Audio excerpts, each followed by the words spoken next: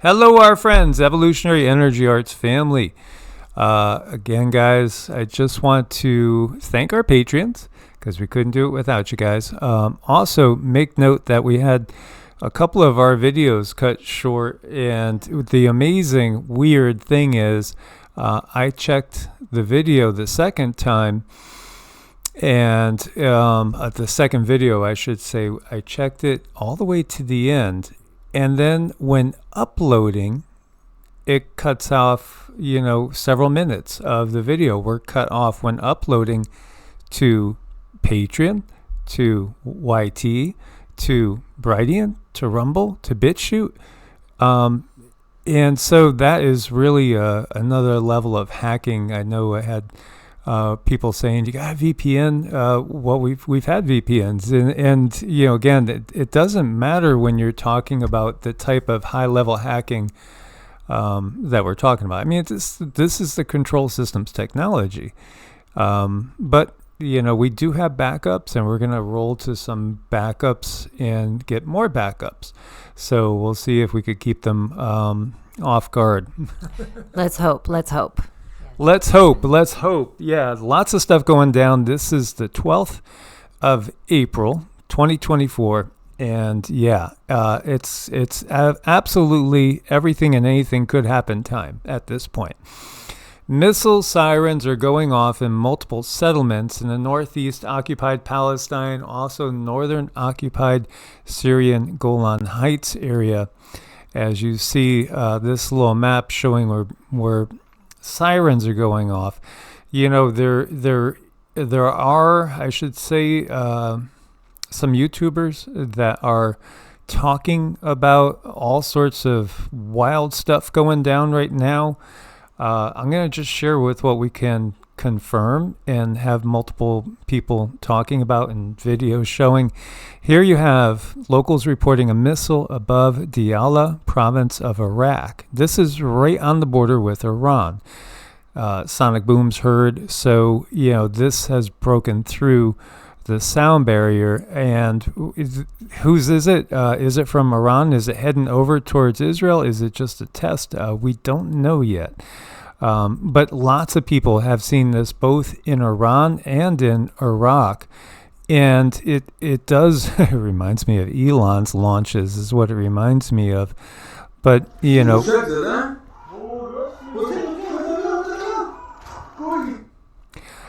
these are the times where we're going to be looking into the sky and just, with fluttering hearts. Somebody made the comment, oh, this is a doom and gloom channel. No, we're just covering what's happening and what is imminent. And thankfully, we also had people saying that, where have you been? Right. Did you even look at the news? Do you have a clue? Because you could stick your head anywhere that the sun doesn't shine. It's not going to keep these things from coming down on you. Obviously, you can't just wish it all away, Toto. We have to put out the positive vibes that people wake up in time to stop the system. But the reality is it doesn't seem like we're going to be able to stop the beginning of this war big time globally. How long it lasts, that's a different scenario and situation as people wake up to the real control system that's in place. Multiple Tamar missile interceptors fired in northern Israel. So, yeah, there very well could be incoming at this point in time. This is from Russia. Russia test launched the ballistic missile, possibly more than one ballistic missile. And then some are saying that this is literally not just a test launch. So we're going to watch all this really, really closely while we are busy with appointments today as well. And here you see a test is what they're saying. Now this is Feituk's news, which is, I believe, out of Iran, if I'm right. I've followed them for years. We really need to be as prepared as possible. And like what I've been saying, once we get to the other side of the eclipse, which we're on the other side of the eclipse, now it's just, be as prepared as you possibly can be.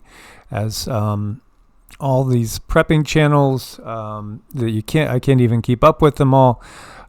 you want to be as stocked up as possible. And so, I did order like 250, 300 pounds of dry goods that just came in this week because you don't know if you're not going to be able to get anything. When the war starts, there's going to be rationing. Everything is going to go out the window as far as the way life has been in our lifetimes. We've never seen anything like this. Maybe our parents, grandparents, great-grandparents have seen sort of similar in WW2 and even WW1, but it's at a totally different level than even those. I know. I mean, this is something that we really got to keep an eye on. I know Mike said right after the eclipse, and on the 9th, we had that anomaly that we covered over there in the ocean. So let's not forget about that, because I felt what I felt, and I still think it's above and below technology going on. And I think it was very, very careless, and I think there could still possibly be some issues going on with it. But those are the videos that they cut us off on, and this is the information that they don't want out there. Now, a lot of people can write it off as some, oh, well, it's just this and it's just that, and see here it says on this, and or this site is not very reliable. Okay, that's fine. I'm kind of tired of trusting the science. Really, that part is getting old. But there's something to these and right after the eclipse, things going down. Now, I saw more of a slow crumbling, but it looks like more of a right after fast crumbling to me. Yeah, and that's how I've always felt it. And I do think that probably within 5 weeks from now, we will have experienced at least one, if not more, of the great quakes that we've all been talking about for a long time. One of our regulars pointed out too that the water column height over here at that station, which is not in event mode now, it reset and it is higher than it was previously. So that's a curious little anomaly. Also, somebody had made a comment that it was an iceberg. I don't buy that for a second. That sounds totally how the system would want to make everything sound like logical. Well, again, they're going to say it's carbon-based global warming. It's going to say it's because you're driving a Ford Bronco or a Chevy pickup or whatever it is. That's why that iceberg, that's why you have that anomaly. Nah, no way. You could tell us all these fairy tales. The reality is true fairy tales are closer to the truth than what the system gives us as science. The United States has pledged to defend Israel if Iran attacks. Iran has stated this will make the U.S. a target of Iran. But in reality, when you talk about Iran, you're talking about Russia and China, and you're talking about North Korea, and you're talking about many, many other nations. The U.S., Israel, and NATO are the targets of this power change. This is a power change. This is what it is. It's just a shifting of the outward power structure. Outward. It hasn't changed at the highest levels. Qatar and Kuwait just told the U.S. they cannot use their bases on their territories to attack Iran. Nope.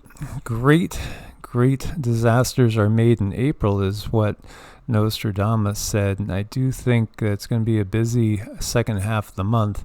Russian military leadership in efforts to reinforce depleted ranks and bolster recently established military units is mobilizing troops from its Pacific Fleet for deployment in the ongoing conflict with Ukraine.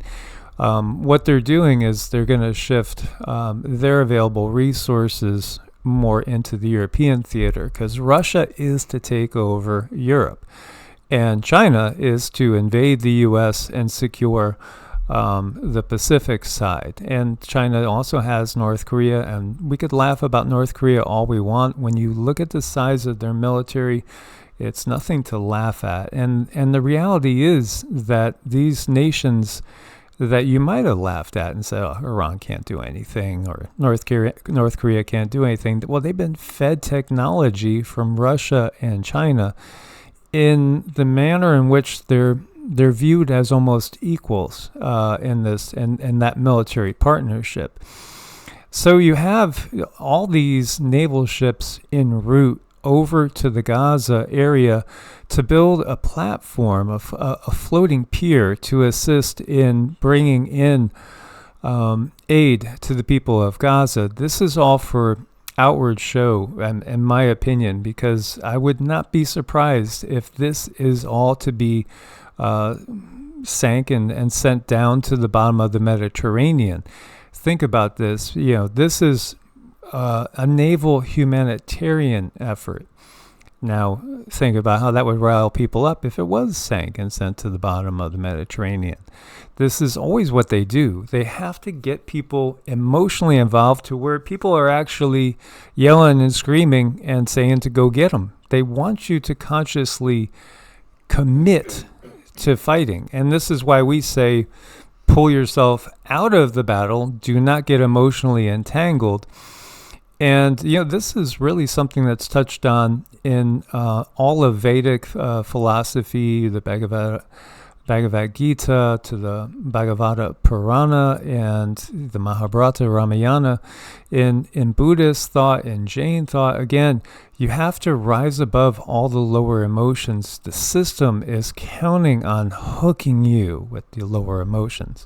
And he even says in Ezekiel 38, I will put my hooks into your jaws and lead you right to me to your death and destruction. It's true. It's true. I mean, there's several levels of feeding that's going on here. With our blood, sweat, and tears, our tax dollars, we're feeding these people who have very large mansions and who have very big glossy titles and big cars. And I mean, we're feeding them. We are working our butts off for them.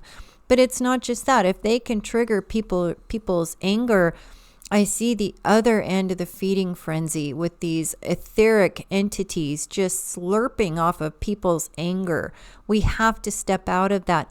Turn that anger and use it. Use it for something good for your family. Use it to get prepared with. Use it to get strong with. Exercise. Use it to get yourself in shape. It has usefulness, as long as you don't give it away. Yeah, I really feel like the U.S. is going to be losing some ships at this point in time.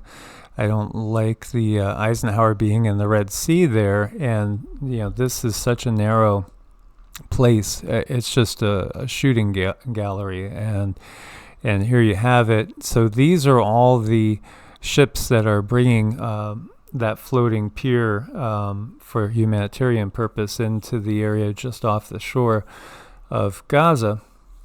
And then you also, if you look into the comments, there's a lot of people making comments saying, don't come here, we don't want your help, get the bleep out, et cetera, et cetera. There's not a lot in the Pacific Theater directly at this point in time. You can see more centered around the Middle East and a lot of things in transition. Again, we're so close to the actual starting point. They're talking about transferring Dragonfire. Dragonfire is the UK's directed energy laser weapon technology that wasn't supposed to come fully online till 2027.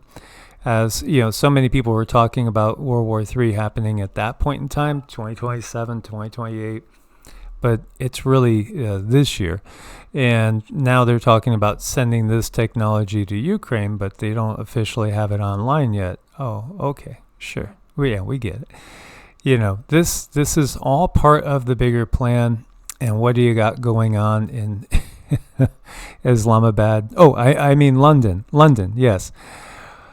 You have Muslim migrants storming British police who are not reacting. They've probably been told to stand down. The reality is, again, they're not armed like they are in the U.S., and they're going to be swamped and overwhelmed. I've seen videos of them being swamped and overwhelmed. They're just it's like not going to last too long as far as the takeover in certain European capitals. And I think, in the U.S., it's going to be a much longer, much more bloody, prolonged time period of transition in reality, even though the power structure could declare, the U.S. is split up into 5 pieces and West Coast is now under CCP control, and maybe some parts of the northern central is under Russian control, and this is going back to Mexico. But the reality is it will end up being much more of a guerrilla warfare situation that lasts for years. But the technologies that they will be rolling out will be mind-blowing at the same time. And you will really see the use of robots, literally robots and drones, like probably people didn't think would be possible for still decades, will actually be rolling out before our very eyes during these times. So again, guys, prepare as best as you can. And we're going to be doing more planting.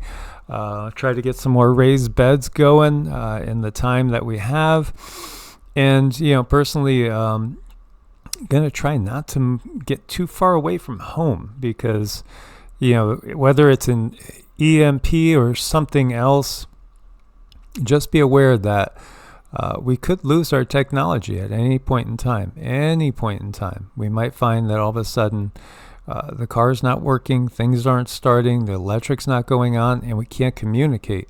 And that is something that with this technologically dependent world will totally put people into panic attacks. So ground and root, have that spiritual practice, prioritize it, and take care of mind, body, and spirit.